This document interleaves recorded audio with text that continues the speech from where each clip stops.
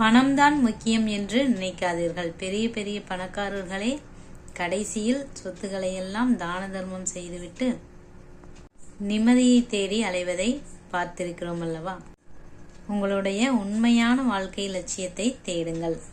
அது தரும் திருப்தியை வேறு யாராலும் தர முடியாது. நம்பிக்கையை விட்டு கொடுத்து விடாதீர்கள். ஏனென்றால் அவைதான் உங்கள் பலம், அடையாளம் எல்லாமே. வணக்கம் சொந்தங்களே, எல்லாரும் எப்படி இருக்கீங்க? நல்லா இருப்பீங்க அப்படின்னு நம்புறேன்.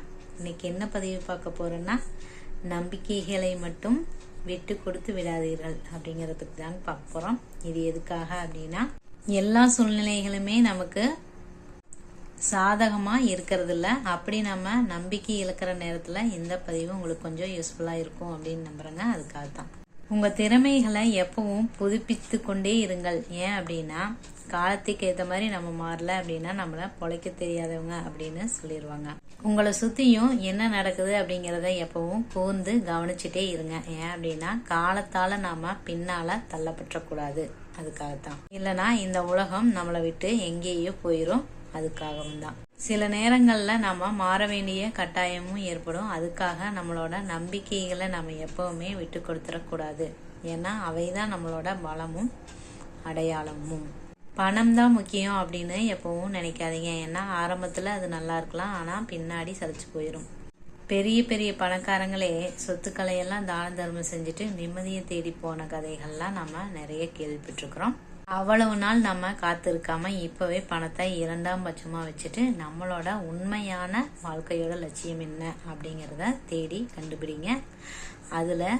அது தரக்கூடிய திருப்திய அனுபவிங்க. உங்களோட லட்சியத்தை எப்பவும் பெருசாவே வச்சிருங்க. அப்பதான் உங்களுக்கு ஒரு உற்சாகமும் உத்வேகமும் இருந்துட்டே இருக்கும். புதிய விஷயங்களை கத்துக்கிறதுக்கு எப்பவும் தயங்காதீங்க. செக்கு மாடு மாதிரி ஒரே இடத்த சுத்தி வர்றதுக்கு தைரியமா புது விஷயங்களை கத்துக்கிறதுக்கு முயற்சி பண்ணுங்க. எது கிளிக் ஆகுதோ அதையெல்லாம் எடுத்துக்குங்க. எது சொதப்புதோ அதையெல்லாம் விட்டுருங்க. அதுல இருந்து ஒரு பாடத்தை கத்துக்குங்க. எல்லாமே நல்லதுக்காகத்தான். நிறைய புத்தகங்களை படிங்க, நிறைய பேர்த்தோட அனுபவங்களை கேளுங்க. ஆனா இது எல்லாமே வெற்றிக்கு உண்டான ஒரு வழியை கொடுக்கும் அப்படின்னு நம்பிட வேண்டாம். ஏன்னா இந்த உலகத்துல ஒவ்வொருத்தருமே தனித்துவமானவங்க. உங்களுக்கு என்ன வரும் அப்படிங்கறத நீங்க தான் முடிவு பண்ணணும். எப்பொருள் யார் யார் வாய் கேட்பினும் அப்பொருள் மெய்ப்பொருள் காண்பதறிவு அப்படின்னு சொல்லுவாங்க இல்லைங்களா? அந்த மாதிரி உங்களோட ஸ்டைல் என்ன அப்படிங்கறத நீங்க கண்டுபிடிச்சு நீங்க ஒரு தனித்துவமான ஆளாவே இருங்க. இது போதும் அப்படின்னு எப்பவுமே திருப்தி அடைஞ்சிடாதீங்க. இன்னும் மேல போகணும் அப்படின்னு சொல்லி அந்த எண்ணத்தை வளர்த்துக்குங்க. அதனாலதான் பெரிய இலக்குகளை யோசிக்க சொன்னதே. நம்மளோட நம்பிக்கைய எப்பவும் யாருமே உரைச்சிடக்கூடாது. அதுக்கு இந்த 3 வார்த்தைகள் உங்களுக்கு யூஸ்ஃபுல்லா இருக்கும். டெய்லியும் இந்த வார்த்தைய நீங்க சொன்னீங்க அப்படின்னாவே உங்களோட வாழ்க்கையில ஒரு புது மாற்றத்தை உருவாகுதா நீங்க பாப்பீங்க. அது என்ன அப்படின்னு பார்த்தோம்னா, ஒவ்வொரு நாளும் எல்லா விஷயத்திலும் நன்றாகவும் சந்தோஷமாகவும் நான் இருக்கிறேன் அப்படின்னு இந்த வார்த்தையில சொல்லிக்கோங்க. எத்தனை குறைகள் இருந்தாலும் நம்மளே நேசிக்கணும்.